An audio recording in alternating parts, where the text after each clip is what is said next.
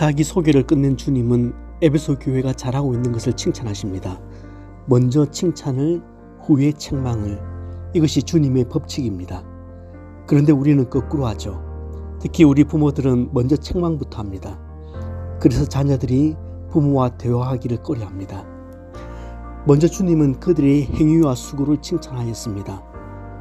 에베소 교회는 말만 무성한 교회가 아니라 실천이 있는 교회였습니다. 요즘 교회들이 탄식하고 있는 문제 중에 하나는 말과 행동이 일치하지 않는다는 것입니다. 말은 많지만 실천이 턱없이 부족하다는 거죠. 사실 이것은 어제 오늘 일도 아닙니다. 정부를 향해 화염병 던지는 것이 끝나면 다음 차례는 교회라고 선전포고를 하였습니다. 심지어 어떤 특정 교회들은 아예 불질러 버리겠다고 얼음장을 놓기도 했습니다. 그런 점에서 에베소 교회는 달랐습니다. 믿음만 있고 행위와 수고가 없으면 송장 믿음이라고 말하는 야고보의 메시지가 에베소 교회에는 필요가 없을 정도로 실천이 있는 교회였습니다.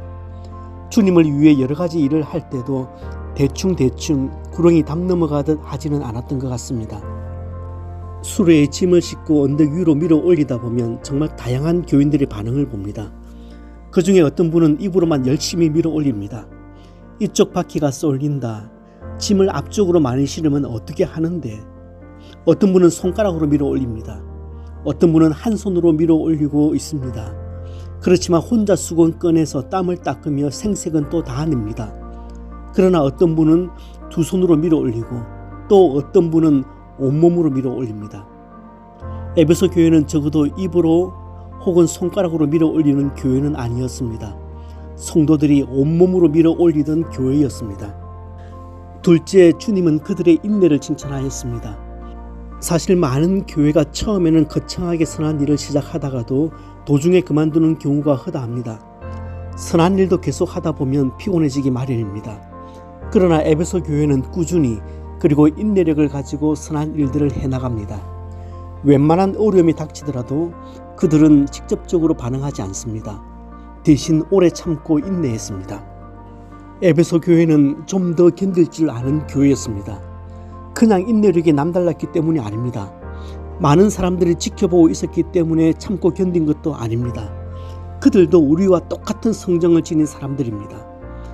에베소 교회의 성도들이 그렇게 참고 인내할 수 있었던 이유는 오직 한 가지, 예수 이름 때문이었습니다. 힘들고 때로는 너무 벅차서 쓰러질 것 같았지만 주님 때문에 참고 견디고 조금 더 버틴 겁니다. 어떻습니까? 저와 여러분 속에는 예수 이름 때문에 조금 더 견디는 것이 있습니까? 지난 한 주간 사시면서 주님 때문에 조금 더 인내한 것은 무엇입니까? 셋째, 주님은 그들의 영적 분별력을 칭찬하였습니다.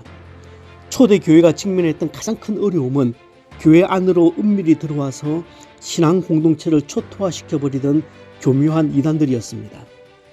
환난과 핍박은 오히려 성도를 더 똘똘 뭉치게 만드는 그런 작용을 했지만 은밀히 들어온 이단들은 숱한 교회들을 깨버렸고 사멸시켰습니다. 그래서 서신서들 많은 부분에서 이 얘기합니다. 이단들을 조심해라. 발도 들여놓지 않도록 해라. 상종도 하지 마라. 에베소 교회 역시 예외는 아니었습니다. 흉악한 이리떼의 공격을 받았습니다.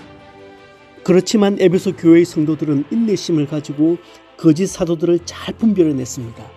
그들의 정체를 폭로하여 교회 안에 발도 붙일 수 없도록 했습니다. 심지어 성의 자유와 육체의 쾌락을 주장하던 니골라당도 용납하지 않았습니다. 요한은 그들의 구체적인 행위에 대해서 드러냈다는 단어를 사용합니다. 이것은 이 사람들은 이단이다, 그냥 무대포로 단정하고 정죄한 것이 아니라 철저하게 시험해서 그들이 거짓이라는 것을 가려냈다는 말입니다. 그리하여 바른 교리, 바른 신앙의 전통을 잘 사수한 교회로서 칭찬을 듣게 되었던 겁니다. 그러니까 어지간한 이단들이 와도 씨알도 먹히지 않았던 것 같아요. 탄탄한 교리적인 지식과 상당한 수준의 영적 분별력이 있었으니까요. 그만큼 견고했다는 말입니다. 건강한 사람의 몸에 부패한 음식이 들어가면 토해내듯이 에베소 교회는 체질상 이단을 용납할 수 없는 건강체였습니다. 성도 여러분, 2000년이 지난 오늘 이 시대 교회들은 거짓 교사들의 공격으로부터 안전할까요? 그렇지 않습니다. 거짓 교사들은 2000년 전에만 한번 반짝 설치다가 사라진 것 아닙니다. 악한 영의 지배를 받는 많은 거짓 교사들은 시대마다 등장해서 활동합니다. 그들의 죄질이 점점 더 악해지고 교묘해집니다. 아유, 내가 교회 짬밥이 얼만데 그 정도는 충분히 구분해서 적절히 대처할 수 있습니다. 자신감은 좋은데 무수한 신앙의 사람들이 그렇게 자만하다가 넘어졌습니다. 이단들이 그렇게 호락호락하지 않습니다. 별 수 없습니다. 계속 말씀을 공부해야 합니다. 진짜를 자꾸 들어야 합니다. 위조지폐 구분법 다들 아실 겁니다. 위조된 지폐를 자꾸 보는 것이 아니라 진짜 지폐를 자꾸 봐서 가짜를 구분해내는 것입니다. 그러니까 귀에 딱지가 앉을 정도로 진짜를 보고 진짜를 들어야 합니다. 그래서 이단들이 뭐라고 말하면 자동적으로 뭔가가 튀어나와야 합니다. 오늘 우리는 얼마나 탄탄하게 말씀으로 무장되어 있습니까? 지금 이단들은 우리 신앙을 흔들기 위해서 호시탐탐 때만 노리고 있는데 정말 안심해도 될 정도로 말씀에 근거한 영적 분별력이 갖추어져 있습니까? 젖을 먹는 자리에서 단단한 음식을 먹는 자리로 위치 이동을 하셨습니까?